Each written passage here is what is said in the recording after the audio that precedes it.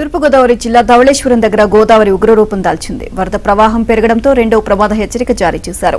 బ్యారేజీ దగ్గర 15.30 అడుగులకు నీటి మట్టం పెరిగింది. 175 గేట్లు పూర్తిగా ఎత్తిన ఇరిగేషన్ అధికారులు 15.30 లక్షల క్యూసెక్లు వరద దిగువకు విడుదల చేస్తున్నారు.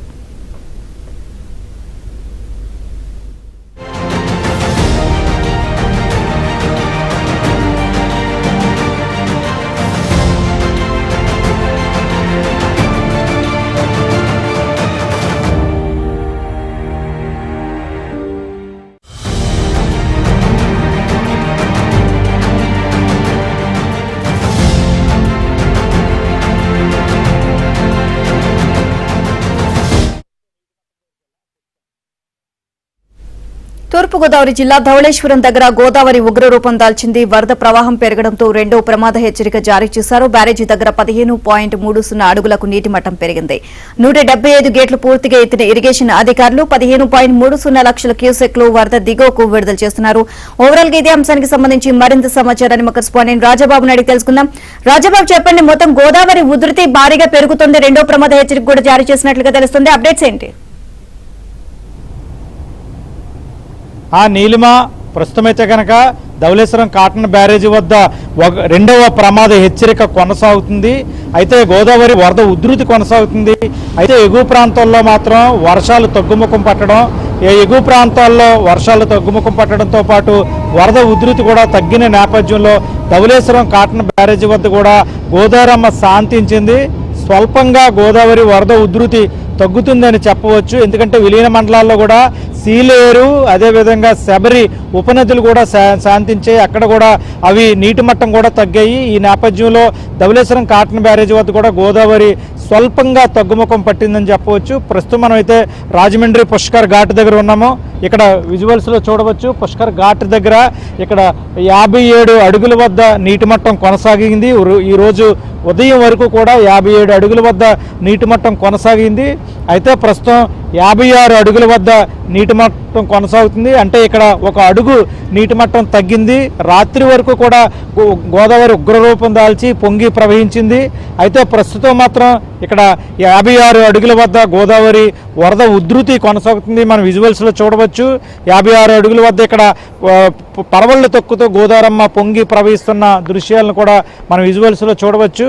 అంటే ఎగువ ప్రాంతాల్లో ఛత్తీస్గఢ్, ఒడిశా రాష్ట్రాల్లో వర్షాలు తగ్గుముఖం పట్టడం, అక్కడి నుంచి వరద నీరు గోదావరిలో కలవటం కాస్త తగ్గుముఖం పట్టిన నేపథ్యంలో గోదావరిలో కూడా వరద ఉధృతి కాస్త స్వల్పంగా తగ్గుముఖం పట్టింది.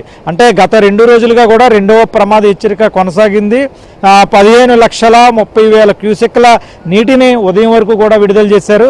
అయితే ప్రస్తుతం మాత్రం 30,000 క్యూసెక్ల వరద ప్రవాహం తగ్గింది. ప్రస్తుతం ఎగువ ప్రాంతాల నుంచి వరద తగ్గుముఖం పట్టిన నేపథ్యంలో సుమారుగా 30,000 క్యూసెక్ల వరద ప్రవాహం అయితే తగ్గింది. ముఖ్యంగా చూస్తే కనుక అల్లూరు సీతారామరాజు జిల్లాలో గత 2 రోజులుగా కూడా గోదావరి వరదల వల్ల అక్కడ వాగులు వంకలు పొంగి ప్రవహిస్తున్నాయి. అక్కడ వాహనాలు కూడా రాకపోకలు స్తంభించాయి. నాటు పడవలపైనే ప్రయాణం సాగిస్తున్నారు. విలీన మండలాల్లో శబరి, సీలేరు ఉపనదులు కాస్త శాంతించినప్పటికీ కూడా ఇప్పటికీ అక్కడ రహదారులన్నీ జల దిగ్బంధంలోనే చిక్కుకున్నాయి. ప్రజలు తీవ్ర ఇబ్బందులు పడుతున్నారు. ఇక తూర్పుగోదావరి జిల్లాకు సంబంధించి మనం పుష్కర్ ఘాట్ దగ్గర ఉన్నాము. ఇక్కడ గోదావరి నదీ పరివాహక ప్రాంతంలో ఉన్న లంక గ్రామాలన్నీ కూడా పూర్తిగా నీట మునిగాయి. ఈ లంక గ్రామాల ప్రజలను ఇక్కడ అధికారులు పునరావాస కేంద్రాలకు తరలించారు. గోదావరిలో వరద ఉధృతి కొనసాగటం వల్ల పాపికొండల విహారయాత్రను కూడా తాత్కాలికంగా నిలిపివేశారు. నాటు పడవల రాకపోకలను కూడా నిలిపివేశారు. రాజమండ్రి పుష్కర్ ఘాట్ వద్ద గత 2 రోజులుగా కూడా గణేష్ నిమజ్జనాలను కూడా ఇక్కడ నిలిపివేయడం జరిగింది. భక్తులెవరు కూడా గోదావరి వరద ఉధృతి కొనసాగటం, రెండవ ప్రమాద హెచ్చరిక స్థాయిలో గోదావరి ప్రవాహం కొనసాగడం వల్ల భక్తులెవరు కూడా గణేష్ నిమజ్జనానికి కూడా రాజమండ్రి పుష్కర్ ఘాట్ల వద్ద కూడా రావద్దని అధికారులు ఆదేశాలు జారీ చేశారు. మరో పక్క చూస్తే కనుక అంబేద్కర్ కోనసీమ జిల్లాలో కూడా గోదావరి వరద ఉధృతి కొనసాగుతుంది. అంబేద్కర్ కోనసీమ జిల్లాలో పీగన్నవరం మండలం, అదేవిధంగా అయినవిల్లి మండలం, ముఖ్యంగా చూస్తే కనుక పీగన్నవరం మండలానికి సంబంధించి మామిడి కుదురు కూడా జల దిగ్బంధంలోనే చిక్కుకున్నాయి. అక్కడ నాటు పడవలపైనే ప్రయాణం సాగిస్తున్నారు. అంబేద్కర్ కోనసీమ జిల్లాలో లంక గ్రామాల ప్రజలకు ఇప్పటికే అధికారులు విద్యార్థులకు సెలవులు కూడా ప్రకటించారు. ప్రస్తుతం అయితే కనుక అంబేద్కర్ కోనసీమ జిల్లాలో కూడా వరద తీవ్రత చాలా ఎక్కువ ఎక్కువగా ఉంది. ఈ అంబేద్కర్ కోనసీమ జిల్లా, తూర్పుగోదావరి జిల్లా, అల్లూరు జిల్లా, ఈ 3 జిల్లాలకు సంబంధించి లక్షలాది ఎకరాల్లో పంటలు కూడా నీట మునిగాయి. కాయగూరల పంటలు నీట మునిగాయి, ఉద్యాన పంటలు నీట మునిగాయి. రైతులు తీవ్రంగా నష్టపోయారు. ప్రస్తుతం అయితే కనుక గోదావరి కాస్త శాంతించినప్పటికీ కూడా ధవళేశ్వరం కాటన్ బ్యారేజీ వద్ద 2వ ప్రమాద హెచ్చరిక కొనసాగుతుంది. ఇది నీలిమ ధవళేశ్వరం కాటన్ బ్యారేజీ వద్ద గోదావరి వరద ఉధృతికి సంబంధించిన పరిస్థితి.